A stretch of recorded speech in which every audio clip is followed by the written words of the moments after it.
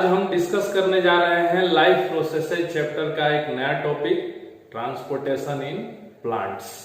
जैसा कि हमने पढ़ा है कि प्लांट्स के बॉडी में ज्यादा डेड सेल्स होते हैं, प्लस वो एक जगह स्टेबल रहते हैं, मोबाइल भी नहीं है। दैट्स वाई उनको एनिमल्स की तरह ज्यादा एनर्जी और तेजी से एनर्जी गेन करने की जरूरत नहीं है। उनमें जो चीजों का ट्रांसपोर्टेशन होता है वो भी एनिमल्स की तरह उनको फास्ट ट्रांसपोर्टेशन नहीं चाहिए। जैसे आप रेस्पिरेशन प्रोसेस को ले सकते हो। हम लोग को रेस्पिरेशन प्रोसेस के लिए हम लोग ब्रीथ करते हैं, तेजी से ब्रीथ करते हैं, ब्रीथ इन करते हैं, ब्रीथ आउट करते हैं। प्लांट्स में रेस्पिरेशन प्रोसेस के लिए जो उनको गैसेज चाहिए वो सिंपली डिफ्यूजन से वो प्राप्त कर लेते हैं, उसके लिए कोई अलग उनके लिए मैकेनिज्म नहीं है। तो so we are going to learn about transportation in plants. तो प्लांट्स में जो चीजों का ट्रांसपोर्टेशन होता है वो बेसिकली प्लांट्स बॉडी के अंदर जो कंडक्टिंग टिश्यूज हैं वही करते हैं। क्लास 9th में हम लोगों ने प्लांट्स कंडक्टिंग टिश्यूज के बारे में पढ़ा हुआ था। तो आइए हम लोग बोर्ड वर्क की तरफ चलते हैं। Transportation in plants carried by the conducting tissues. Plants के पास दो स्पेसिफिक टिश्यूज होते हैं, जाइलम एंड फ्लोएम, और प्लांट्स के अंदर सबस्टांसेज के ट्रांसपोर्टेशन का मेनली वर्क यही करते हैं।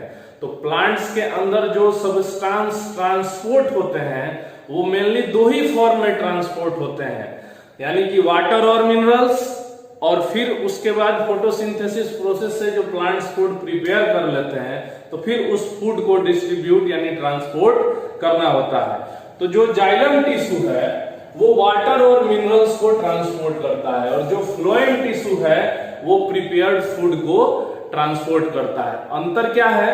अंतर यह है कि जाइलम टिश्यू जो है वो वाटर एंड मिनरल्स का जो ट्रांसपोर्ट करता है वो यूनिडायरेक्शनल होता है। जैसा बोर्ड पे मैंने बताया भी है, यूनिडायरेक्शनल, यानी रूट्स से अपर पार्ट ऑफ प्लांट्स। और जो फ्लोएम टिश्यू है वो जो ट्रांसपोर्टेशन करता है प्रिपेयर्ड फूड का वो है बाई डायरेक्शनल। बाई डायरेक्शनल यानी कि ऊपर की तरफ भी और नीचे की तरफ भी।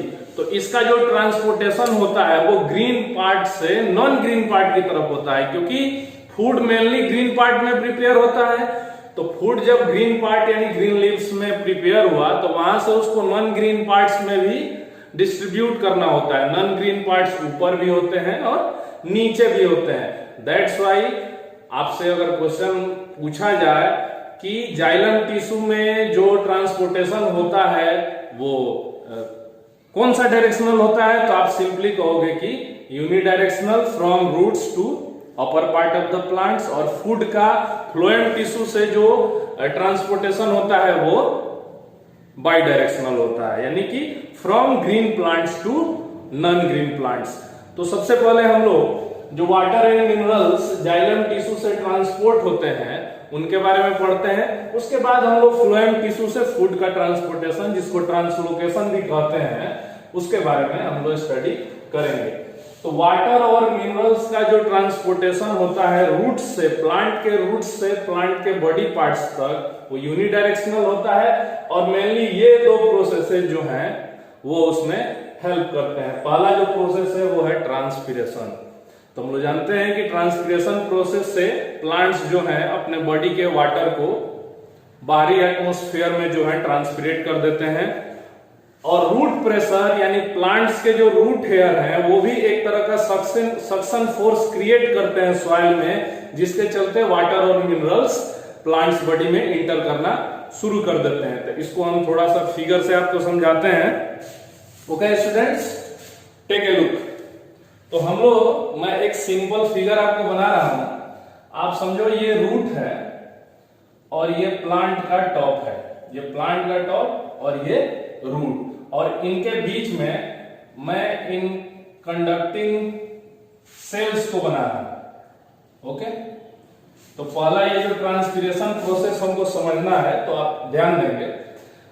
तो यहां जो सबसे टॉप पे जो सेल सिस्टम है, इससे वाटर जो है वो ट्रांसपिरेट होता है आउटर इन्वायरमेंट में। अब ट्रांसपिरेट होने से क्या होता है, इस सेल के एरिया में लोअर कंसेंट्रेशन एरिया क्रिएट हो जाता है वाटर का। यहाँ पे हायर कंसेंट्रेशन है इस सेल में और यहाँ लोअर, तो यहाँ का वाटर जो है यहाँ आना शुरू हो जाता है और फिर यहाँ कमी होती है तो यहाँ से यहाँ, यहाँ से यहाँ, यहाँ से यहाँ, ऐसे ऐसे करते हुए रूट्स तक ये कहानी चली जाती है। और इस प्रोसेस से सॉइल का जो वाटर और मिनरल है वो कंडक्ट करते रहता है फ्रॉम रूट टू टॉप। ये सॉइल हो गया, तो यहां से वाटर W+M, वाटर में घुले हुए जो मिनरल्स हैं वो कंडक्ट कर जाते हैं यूनिडायरेक्शनल, एक ही दिशा में, रूट से प्लांट के टॉप की तरफ। तो इस तरह से ट्रांसपिरेशन प्रोसेस जो है प्लांट्स में वाटर और मिनरल के ट्रांसपोर्टेशन को क्रिएट भी करता है और उसी के चलते ये ट्रांसपोर्टेशन जो है वो प्रोसेस मेंटेन भी रहता है। तो पहला प्रोसेस तो ये हो गया ट्रांसपिरेशन। दूसरा हम लोग रूट प्रेशर सीखते हैं कि रूट प्रेशर से क्या होता है। इसके लिए मैं आपको एक रफ रूट का इमेज जो है वो ड्रॉ कर रहा हूं। ये रूट हो गया, ये रूट हेयर्स हो गए जिनके बारे में आपने 9th में भी पढ़ा है, और ये सॉइल हो गया। अब यहां पे थोड़ा सा मैकेनिज्म जो है वो डिफरेंस है, इस वाले मैकेनिज्म से यहां वाला मैकेनिज्म जो है थोड़ा सा डिफर है। इसमें क्या होता है कि जो रूट हेयर है इसके अंदर भी सॉल्यूशन है। सॉल्यूशन क्या है, वाटर प्लस मिनरल्स, और सॉइल में भी सॉल्यूशन है, वाटर प्लस मिनरल्स। तो एट फर्स्ट सबसे पहले रूट हेयर जो है अपना कुछ stored energy in the form of ATP, stored energy in the form of ATP, इस एनर्जी का यूज करता है और सॉइल से कुछ मिनरल्स को, ये जो रूट हेयर है सॉइल से कुछ मिनरल्स को in the form of ions absorb करता है। यानी कि रूट हेयर सॉइल में से मिनरल्स को in the form of ions, minerals तो आयंस के ही फॉर्म में होते हैं, उसको एब्जॉर्ब करता है by using a small amount of ATP, stored energy। अब देखिए इससे क्या होता है, इससे क्या होता है कि सॉइल में वाटर और मिनरल, यहां समझिए, यहां रूट में भी वाटर और मिनरल, यहां से रूट हेयर ने थोड़ा सा मिनरल क्या किया, एब्जॉर्ब कर लिया। अब यहां पर क्या हो गया, यहां पे मिनरल का कंसेंट्रेशन कम, यहां पर मिनरल का कंसेंट्रेशन ज्यादा, लेकिन यहां पे अब वाटर का कंसेंट्रेशन कम हो गया और सॉइल में वाटर का कंसेंट्रेशन ज्यादा इसकी अपेक्षा। तो क्या होने लगता है, यहां पे ऑस्मोसिस प्रोसेस जो है, यानी कि इंडो ऑस्मोसिस।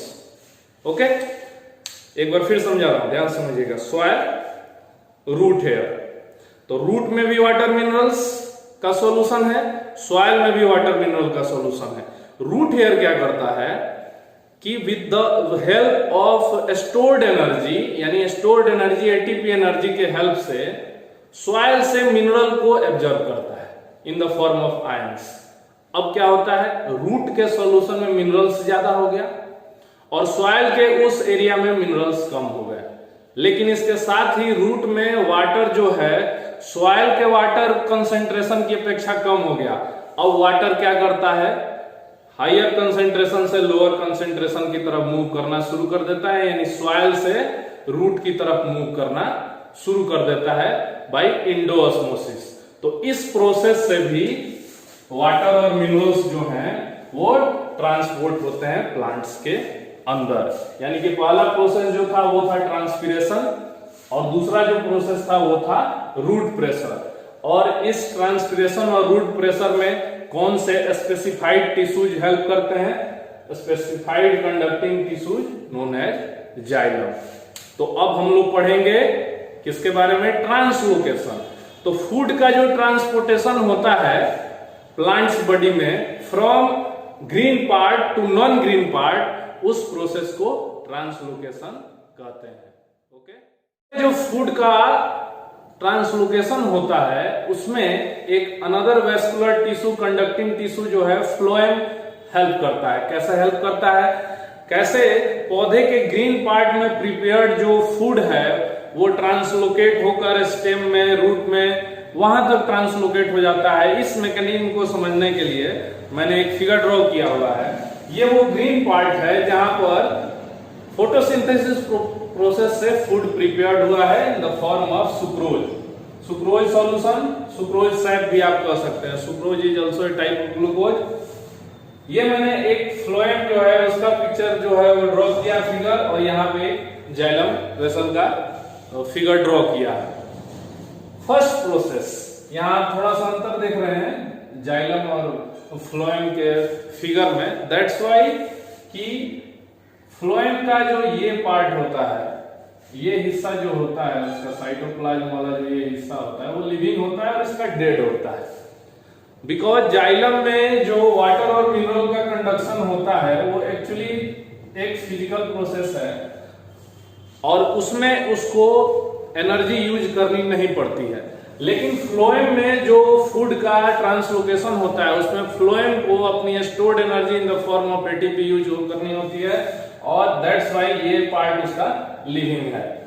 तो आइए सबसे पहला फर्स्ट स्टेप सीखते हैं। फर्स्ट स्टेप, तो सबसे पहले फूड का प्रोडक्शन हो गया इस ग्रीन पार्ट में, और यहां पर इस पार्ट से इस पार्ट तक लोडिंग होगी। किसका? सुक्रोज का। यानी कि फ्लोएम जो है अपनी थोड़ी बहुत एटीपी एनर्जी यूज करके इस सुक्रोज का लोडिंग करेगा यहां से यहां, यानी कि यहां का जो ये फूड था वो कहां ट्रांसफर हो गया? इस एरिया में। यानी इस फ्लोएम के इस एरिया में ये सुक्रोज का कंसेंट्रेशन काफी हाई हो जाएगा। तो सुक्रोज का जब कंसेंट्रेशन यहाँ हाई होगा तो यहाँ पे वाटर का कंसेंट्रेशन लो हो जाएगा। तो जो नियर बाई जाइलम वेसल है उससे वाटर जो है सेकेंड प्रोसेस में ऑस्मोसिस प्रोसेस से वाटर जो है इसमें ट्रेवल करना शुरू कर देगा। तो जब वाटर इसमें ट्रेवल करना शुरू करेगा तो यहां जो है इसकी स्वेलिंग हो जाएगी, ये फूलना शुरू हो जाएगा ये इलाका, और यहां पर एक हाई प्रेशर जोन बन जाएगा। अब हाई प्रेशर जोन बनने के चलते थर्ड प्रोसेस में इस एरिया से ये पूरा जो सॉल्यूशन है वो इस एरिया की तरफ फ्लो करना शुरू कर देगा। यानी ये सारा जो सुक्रोज का कंसेंट्रेशन था वो कहां तक आ गया? यहां तक। यहां पे वो जो नॉन ग्रीन पार्ट है, नॉन ग्रीन पार्ट जिसमें सुक्रोज का कंसेंट्रेशन कम है, यहां पे चौथा प्रोसेस जो है अनलोडिंग होनी शुरू हो जाएगी। अनलोडिंग के लिए भी ये फ्लोएम जो टिश्यू है वो अपना स्टोर्ड एनर्जी खर्च करता है। तो यहाँ का जो सुक्रोज है वो कहां ट्रांसफर हो जाएगा? यहाँ नॉन ग्रीन पार्ट में, नॉन ग्रीन पार्ट में। और फिर यहाँ वाटर का, अब सुक्रोज तो ट्रांसफर हो गया, अनलोडिंग हो गई, अब बच गया क्या? वाटर मॉलिक्यूल्स काफी थे इस एरिया में। तो इस तरीके से यहाँ वाटर मॉलिक्यूल्स का कंसेंट्रेशन ज्यादा हो जाएगा इस जाइलम टिश्यू के, यहाँ के वाटर कंसेंट्रेशन के। तो यहाँ फिर ऑस्मोसिस प्रोसेस से फिर से यहाँ जो है वाटर मॉलिक्यूल जो है जाइलम में वापस आ जाएंगे, रिटर्न बैक। और इस तरह से ट्रांसलोकेशन फूड का होता है। ओके, एक बार मैं फिर समझा दे रहा हूं। ये वो पार्ट, ग्रीन पार्ट, जहां फूड प्रिपेयर होगा in the form of sucrose. Phloem tissue ने कुछ एटीपी एनर्जी यूज करके इनकी लोडिंग कर ली इस इलाके में। इस इलाके में सुक्रोज के लोडिंग के चलते यहाँ पे शुगर सॉल्यूशन का कंसेंट्रेशन हाई हो गया, वाटर कम हो गया। तो बगल वाले जाइलम टिश्यू से वाटर जो है ऑस्मोसिस प्रोसेस के थ्रू यहाँ इंटर करना शुरू कर दिया, जिसके चलते यहाँ पे सेल का स्वेलिंग हुआ, हाई प्रेशर जोन क्रिएट हुआ, और फिर से इस हाई प्रेशर जोन क्रिएट होने के चलते ये जो पूरा शुगर सैप था वो फ्लो करना शुरू कर दिया। तो फ्लो करना शुरू किया जब इस एरिया में आया, तो यहाँ जो नॉन ग्रीन पार्ट है उस नॉन ग्रीन पार्ट में जो सुक्रोज था उसका कंसेंट्रेशन कम था, तो यहाँ फिर से फ्लोएम ने अपनी एटीपी एनर्जी यूज करके उनकी अनलोडिंग कर दी। अनलोडिंग करने से क्या हुआ? यहाँ वाटर मॉलिक्यूल्स ज्यादा हो गए यहाँ की अपेक्षा, तो फिर से ये वाटर मॉलिक्यूल्स ऑस्मोसिस प्रोसेस से रिटर्न बैक हो गए जाइलम में, और इस तरीके से ट्रांसलोकेशन होता है फूड में। होप सो आपको ये सेशन अच्छा आया होगा, पसंद आया होगा। अगर आपको ये सेशन अच्छा लगा तो मेरे चैनल को सब्सक्राइब कीजिए, बेल आइकन दबाइए। मैं ऐसे ही आपको वीडियो बनाता रहूंगा और प्रोवाइड कराता रहूंगा।